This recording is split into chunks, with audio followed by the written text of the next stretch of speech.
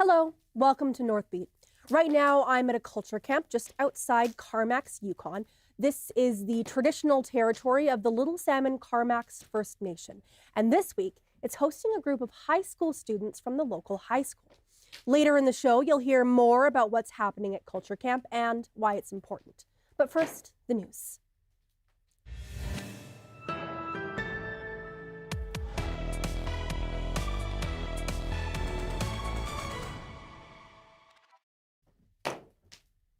Thanks for joining us. I'm Megan Roberts near Carmacks, Yukon.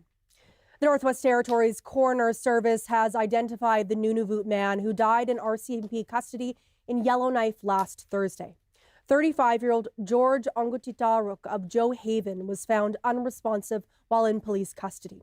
He was taken to Stanton Territorial Hospital where he was pronounced dead. His body has since been flown to Edmonton for an autopsy. Yellowknife RCMP say Ongutitaruk was arrested at the Explorer Hotel just before 7 on Thursday morning and died about 3 hours later. Saskatchewan RCMP have been asked to investigate, as is required when a death occurs in police custody. A years-long CBC News investigation has uncovered a swath of previously secret police files proving widespread RCMP spying on Indigenous political organizing through the 1970s. CBC Indigenous reporter Brett Forrester has this exclusive report. It was the 1970s and Indigenous people were organizing like never before. A people's movement growing across the country and abroad. Canadians were watching, soon the Mounties were too. It was very overt. They would park right in front of the Indian Brotherhood office, the Dene Nation office, and they were taking pictures of everybody. And now Dene leader George Erasmus knows how far it went. CBC News has obtained thousands of pages of once secret spy files, each marked as racial intelligence by the now disbanded RCMP security service. The files reveal extensive surveillance of legitimate Indigenous groups and high-profile leaders seen as threats for demanding change. We wanted it to be a country where Indigenous people were recognized the way they should be. We were never threatening this country, we were building it. We still are. I obtained the papers after more than 3 years of fighting under access to information law. They reveal hundreds of surveillance reports, names of 150 RCMP members involved, hundreds of Indigenous people surveilled, and at least 30 Indigenous organizations targeted, turning the security service into a repository of general information on Natives for the Liberal government. It's disturbing. Where was there any regard for our rights? Our rights as just citizens. The methods were intrusive, paid informants to infiltrate movements.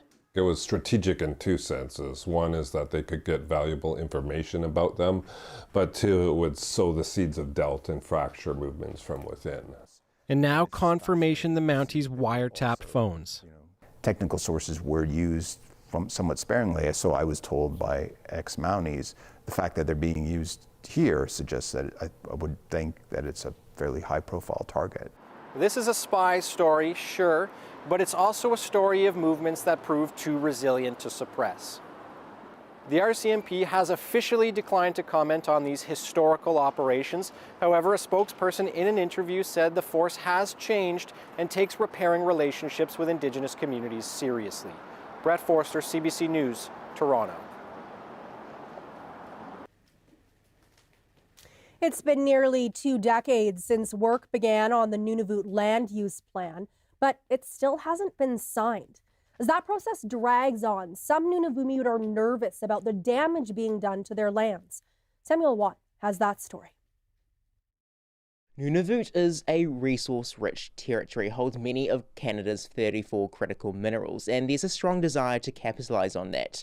But Kisitmi Inuit Association's James Italuk says the environment and Inuit rights must not be forgotten. This is the last frontier of the world that where Nunavut is located, and we don't want to see it destroyed. That's where the land use plan comes in. It tells developers where projects like mines will be allowed and under what conditions. Nunavut Tongavik Incorporated, the territorial and federal governments are the signatories. The Northern Affairs Minister says Ottawa will move when the others are ready. We know there's been a transition with new government. Work on the plan started nearly 2 decades ago, but Nunavut's Environment Minister says there are still kinks to work out, like affirming treaty rights. The government is taking steps to have Section 35 rights holders. As for NTI, it's declined to comment. All this is happening while mineral claims continue. As of May 2025, 1.5 million hectares of land has been staked, according to the World Wildlife Fund. More than half of that since 2023, when the latest land use plan was presented, and those areas are shown in purple. And it would mean that the vision for Nunavut is being realized. CBC News spoke to Nunavut MP Laurie Edler before she crossed to the Liberals. She worries about the free entry system that grants mineral rights automatically to prospectors working public lands, and right now there's no land use plan to stop that. So there's this gap between when mining companies take their claims, when they stake their claims, they acquire rights, and their rights become more important. Iqaluit's Mika Mike has waited decades for this plan, but she worries there isn't enough emphasis on traditional knowledge and language, which is often passed down orally. There are existing rights that are placed on the land that are necessarily not written in the land claim. Meanwhile, the NWT and Nunavut Chamber of Mines urges the signatories to reject the current plan. It says the boundaries are too restrictive. It also says it's not opposed to a plan, just not this version. It was just the current ones seem to be more focused on locking land away from use versus figuring out a way to properly kind of tap into it. Chartran stresses the land use plan is designed to be a foundation for the entire territory, and it's grounded on values in the land claims agreement. It's meant to be durable, it's meant to be lawful, and it's meant to be respectful of Inuit rights. Chartran is confident the land use plan will come into effect along with devolution. That's just a year away, April 2027. Samuel Watts, CBC News, Yellowknife. The Yukon's largest First Nation ushered in its new leadership today. Kwanlin Dün First Nation Chief and Council were sworn in at the Naquataku Potlatch House. Incumbent Chief Sean Smith was re-elected for a second term. He said his focus will be continuing to empower the KDFN people. There's important foundations that we want to continue to build upon. Their heritage, their identity, their language. Those are important foundation pieces that is part of that work. And we've had a number of different successes over the last 3 years to champion, help support our people to become empowered. Because that is the ultimate goal in terms of this work and developing our self-government agreement. Mike Stanley is joining council for his first time. He formerly worked as a community safety officer, and he says his experience on the front lines will inform his policy decisions. There's been some tragedies in the community that we wanted to work towards, hopefully having prevention measures in place for them, letting everybody know that no matter what's going on, there's always a safe space for them, and that we will have places set up and areas that they can go, that if they need to be alone or if they want to feel that they're being heard, we're going to be there for that. About 50 people attended the ceremony, including municipal and territorial officials who offered their congratulations.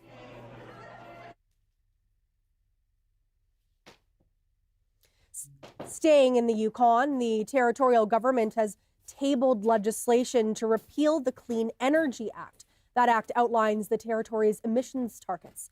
TJ Deere has more. The legislation tabled today is one more step in the Yukon government's new direction when it comes to climate change. Minister for Energy, Mines and Resources Ted Laking said that there's not enough energy to meet the current demand. He referenced this December's cold snap and the concern about the need for rolling blackouts. Laking added that the Clean Energy Act was focused on, quote, performative statements, such as creating a mandate to require a certain number of electric vehicles on the road. Now, the existing legislation also requires the Yukon to reduce greenhouse gas emissions by 45% by 2030, excluding the mining sector, and for a commitment to be net zero by 2050. The NDP's energy critic Lane Treasure said if the government isn't required to report its annual emissions, Yukoners won't have adequate information or be able to hold the government to account. Treasure said the science behind climate change is clear and that Yukoners are already feeling the impacts. Now, this fall's election campaign swept the Yukon Party into power, with the party promising a new climate strategy and Yukon Party leader Curry Dixon accusing the previous Liberal government of not being able to back up their words with action. The other two parties said that they would stay the course when it comes to climate change, though former Liberal leader Mike Pemberton had expressed doubt whether those targets would be met. TJ Deere, CBC News, Whitehorse. The interim leader of the Yukon Liberal Party says she's concerned about the territory's proposed budget. It sits at nearly $2.5 billion for the next fiscal year. She had this to say to the Yukon Party government. If you can do a better job, let's see it, because as you know, we're representing Yukoners here, and we need to see some good changes then. And but I don't know. I just think we need to kind of, pull our pants up here and step up to the job and work for Yukoners. So I hope the complaining and the whining will, decrease, because we got work to do and we've got to work together. Ray-T says she's especially concerned about the $82 million deficit announced last week. In his budget address, Yukon Premier Curry Dixon slammed the former Liberal government for its, quote, unsustainable spending. He said that came at the expense of health care and energy infrastructure. In Norman Wells, NWT, the price of gas has spiked as markets respond to supply chain threats in the Middle East. A liter of regular gasoline jumped to $2.91 this week. And now residents say they're getting worried. Jocelyn Chappelle reports. For this NWT town, high prices aren't anything new. But the price of fuel reaching nearly $3 a liter is still a tough cost for many who live there. Oil prices rose globally after the U.S. and Israel launched an attack on Iran on February 28th. And the price of gas in Norman Wells has not been spared from the jump. West Texas Intermediate, the benchmark for oil prices in North America, was sitting at $67 a barrel before the war began. As of Tuesday morning, the price was at $92 a barrel. Unlike many other remote communities in the Northwest Territories, where fuel is purchased and supplied in bulk by the territorial government, the fuel supply in Norman Wells is market-based. And the retail market for auto fuel is the town's Esso station.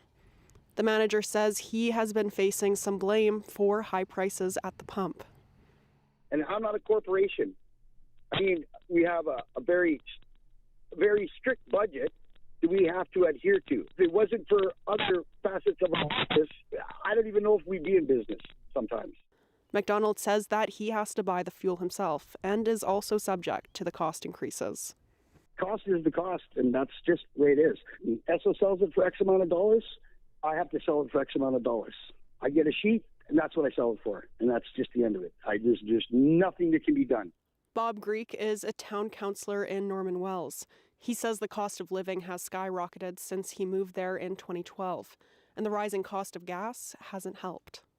As a town, we're trying to make things manageable. Unfortunately, we don't have any control over these things. From a town point of view, it always bothers me that we're paying for fuel that is in tanks here, and they're charging us the new rate because of a war going on in Iran. The Esso station's fuel is sold and delivered by Midnight Petroleum. The CBC reached out to Midnight Petroleum for comment, but they declined. The CBC also reached out to Imperial Oil for comment. They control the Esso brand in Canada, but they did not respond by deadline. Jocelyn Chappelle, CBC News, Yellowknife.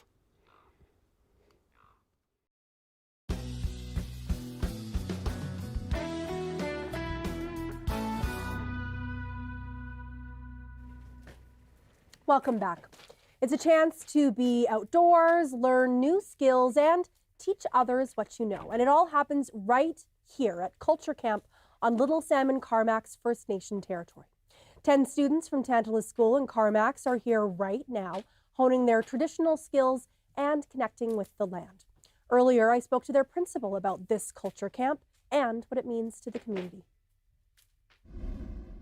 My name is Ruth Bike. I'm the principal from Tantalus School, and I am at Airport Lake, the Little Salmon Carmack's First Nations traditional territory.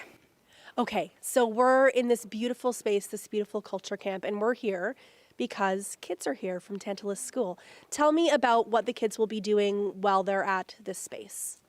We already have planned a lot of fun activities, a lot of fun traditional activities for the kids.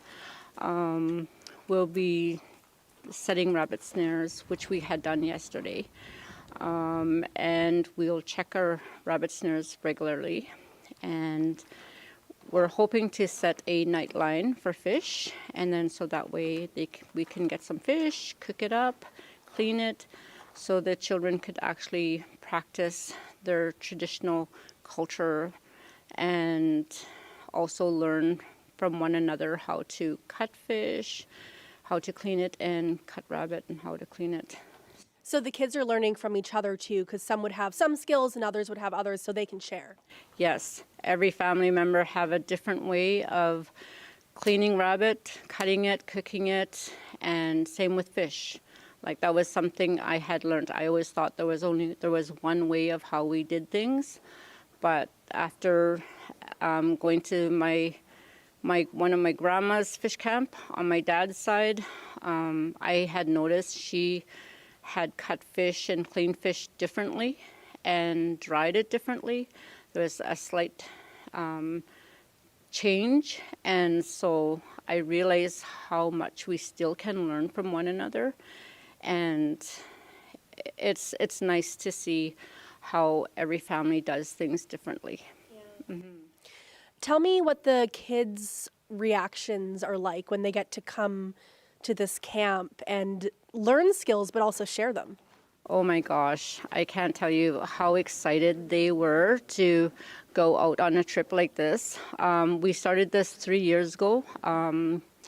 I've been a principal now for 4 years, and it's going on my 5 years. And when we first started this, the kids were all excited, and we started initially as a bison camp. And I started this with the Little Salmon Carmack's First Nation, with the lands department, and they would help fund us, help set up the whole camp, and yeah, they took a huge part in the whole activity. And now every year they always ask, are we doing this again? Are we going out camping again? I want to go. So just before we go out, they're always reminding me, okay, when are we going? What do I need? Where are we going? Are we going out to Airport Lake, or are we going out Mount Anson? Like, where are we going to be staying? So they want to visualize the whole trip, and they're so excited. And so once we get going and we figure out where we're going, then the kids are just excited. They come out here. They stayed up late last night because it's the first night, so everybody's a bit tired because it was our first night and we have to learn how to regulate the heat again. So it's super hot in the cabins, and as you can see back here, we have one of the boys here making fire, and one of the initial things is to get the kids to start doing things on the land and kind of give them the freedom once we teach them. And a lot of them already learned how to do things from home, and they bring their skills here, and when they can share with one another. And so we always ask them, have you done this before? Have you cut fish before? Have you started a fire before? Have you cooked before? So we ask them these things, and we just say, well, show us how you do it. So that way they can share their skills with other kids. And then, because there's no right or wrong way of how to do things, so it just encourages the kids to be more independent and to practice their skills. And also they get to interact with each other, talk and share their experience out on the land with their parents, their grandparents in their past, their uncle, their aunts, and I just sit and listen to them tell stories about what they had done and share. It's so wonderful. Some of the kids, they may be shy at school, and then they come here and they get to talk with one another, communicate and build friendships and, and just be themselves. Yeah. It's a gift to be able to be yourself. It is. It is. Ruth, thank you so much for welcoming us to this camp and sharing about what's going on here with the school. We really appreciate it, and I feel privileged to be here. Thank you. It's great to be here as well. Thanks.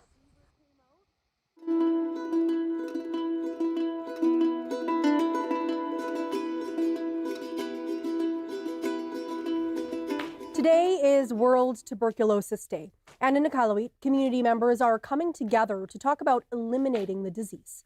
Bianca McEwen has more. Try to answer a question.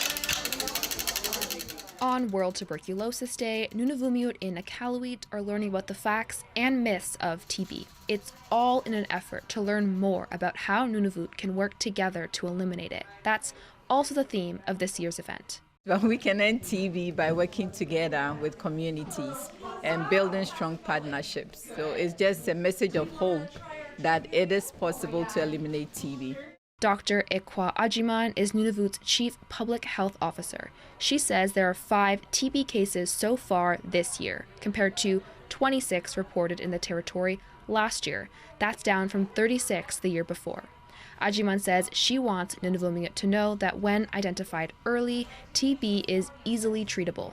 Because of the historical trauma of TB, still there is fear around TB, there's still stigma around TB, and it's important that we come together as communities to help one another to understand that today, if someone has TB in Nunavut, they don't necessarily have to be taken out of the community. Natasha Crowcoft is the acting Chief Public Health Officer for Canada. She attended the event to celebrate the progress that's been made to help end TB in the territory. We are moving in the right direction, and that's a turnaround. We weren't. TB was on the rise, and now it's going down, and that is, that's gold. She says the decrease in cases is because of all the funding and work being done by organizations and communities. I think we need to keep going and keep the funding going. We're in a fiscal environment where we need to be very careful with our resources, but the government has put money specifically into TB elimination in the north. So there is funding available. The federal government and ITK have pledged to end TB by 2030. Ajiman says that as this year's theme suggests, it is possible, but it would require various sectors like housing, food security, and healthcare working together to eliminate the illness. Bianca McEwen, CBC News, Iqaluit.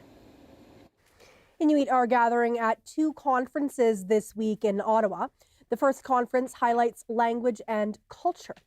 The Inuktitut Language Conference is already underway at the Sahu Inuit Arts Centre. It brings together interpreters, teachers, and language experts from different communities to share knowledge and strengthen language. Organizers say a key goal is to agree on new terminology within the different dialects across Inuit Nunavut.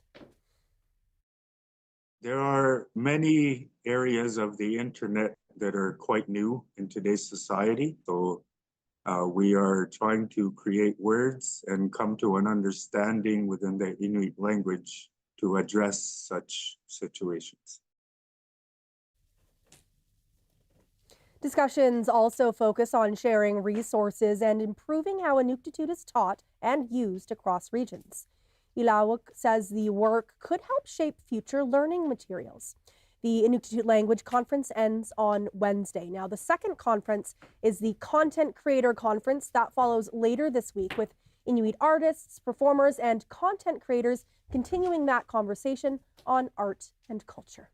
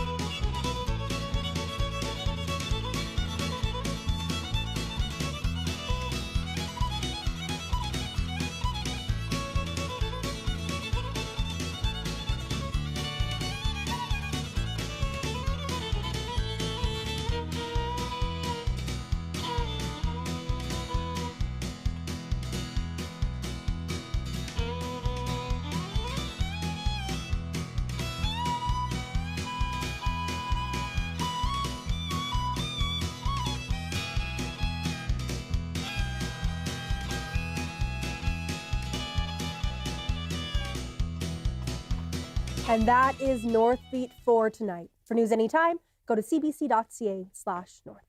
Thank you for watching. I'm Megan Roberts near Carmax, Yukon, and we leave you tonight with more from today's culture camp just outside Carmax, Yukon. Have a good night.